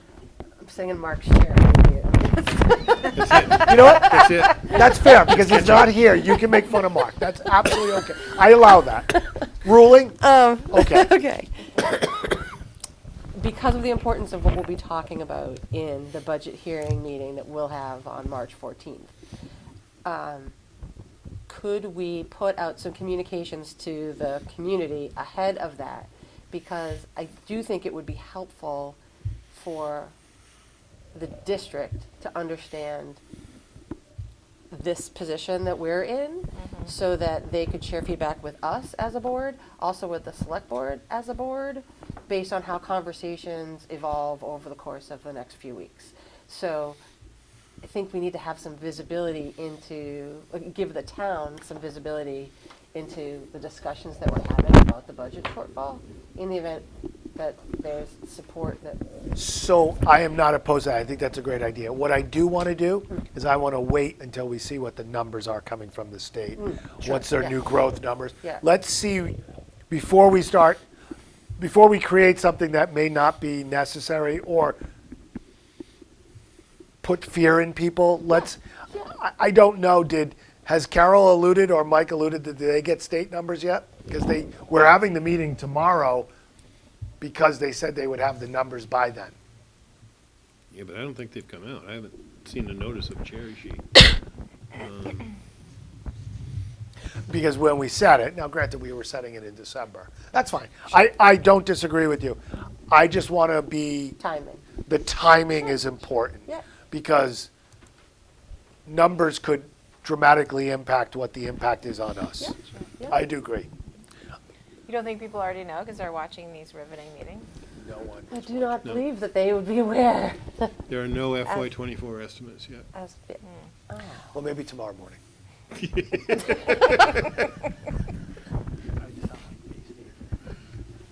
I'm assuming tomorrow morning. just because they know that tri-board is tomorrow night, they will have them available. We for literally tomorrow planned the morning. tri-board because I think Yes, Carol and because Mike they Yes. said said Well, no, would they have you'll normally- have the numbers by this Yeah. day. No, normally the Robin? governor's Yes, budget. that's what they Yes. said. Normally the governor's budget is out by now, so I'm a little, I'm wondering myself. Well, if Okay. they're I not would out, agree. can I we would- postpone it? No, because I think we need to go back in okay. and be very clear. Okay. So tomorrow is a Wednesday. Maybe it might be, she might, actually, in all seriousness, maybe she is releasing tomorrow, I don't know. It's fine. I think we go to the meeting. I think we have the meeting.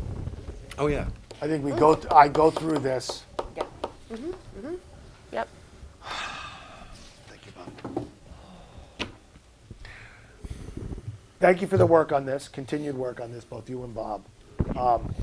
If you want to update the memo as you see fit, if there's anything from this conversation that you think would help. Yeah, I think the one thing, we will definitely go through and clarify our count. I think, I know of one that Bob may or may not remember, but anyway, we'll clarify. So here's what I'm saying, the difference between one, I mean, it's not, Yeah, I would just like to be able to present the most accurate, right. because all I'm trying to do is set where we look like where we are and what it's going to be, and then break down the costs. Right. So really, the numbers have not dramatically changed No, when we it's gave great. the estimate. I mean, Yeah. it's not great. Not but really, yeah. they've shuffled around a little bit. Right. Really, it's about the same number. I'll be able to provide them with the backup of the committee if necessary, kind of the detail. And then at some point, if necessary, we can produce the memo. I mean, the memo you're producing, we haven't seen it yet, we haven't we're discussing it. That's a public document, so. Yeah. But I want to make sure it's clear and concise and. Right, we're and up to date. I'll break out the the increase versus the new tuitions. So it just says well, never mind. I'm wondering if your working documents that you're not finalized yet, what if you just put draft on them? You mean for special ed? Yeah. Uh, It's a draft. It's not final. You haven't presented it here yet. We've talked about data. It doesn't matter. I'm getting very. Let me in think the about it. minutia. I'm getting in the minutia. Let me think about it. What I might do, however, is be able to draw a table out of it into the memo, which is Okay. what I did the first time. All right. Thank you, Terry. Okay. Thanks, Terry. Did I do anything else? That's you've done enough. The other part on the chair report is the FY24 budget. I think this is all part and parcel. I think we've had that discussion. We will have a working session on the 28th to go over the numbers, and then the budget hearing will be on excuse me, the 14th. The other part of the chair report is the MSBA project. We have a meeting on Thursday? A meeting on Thursday? No, we don't meet No, on we Thursday. We were going to. Would you like me to give an update on the MSBA? Please. So, the good news is we got a lot of things done very early, which is a little different than the way it was the last time. We got a little bit ahead of ourselves, my fault. So, and the MSBA, again, because they are a wonderful partner and have been through this many hundreds of times, showed us the way. So we're waiting to be formally invited into the feasibility phase. So there is an MSBA meeting that we will get invited to. We will attend that. They will formally invite us into feasibility phase. And then we can move forward with our request for services for an owner's project manager. So, Ms. Gibbons is doing an excellent job, and she's helping the school building committee tremendously. And I will take any effort to get us ahead instead of being behind. Yeah. And so that's Sure. we're in the right direction. Yeah, no. We're We'll take learning a- some things. We'll It's take fine. we'll take a little break, and it's not Yes. like we don't have other things to That do. is correct. That's We're very in good true. we're in good shape. Thank you, Denise. Yeah. And the select board last night approved the SOI Great. for. What we did middle last school. time. Yeah. So Perfect. we've Thanks got for doing everybody's that. got to get those certified copies, and we can check that off. Okay. That's it for the chair report. Mr. Mulaney, do you want to quickly go over the enrollment so we can Yeah, get the out of here? enrollment, I'll just give it to you real quick. Clyde Brown's at 541 students, Millis Middle's at 266, Millis High's at 317, and Ties is at 7. Total district enrollment is 1,228 kids. No change since last month. Okay. A few in and out, but bottom line is the same. Any other, it's been a long night, and we have 2 more nights of this. Anything else that we need to discuss? Nothing. Okay. We're not going in, there is no executive session, so I will take the best motion of the night. Motion to adjourn. Second. All in favor? Aye. Good night.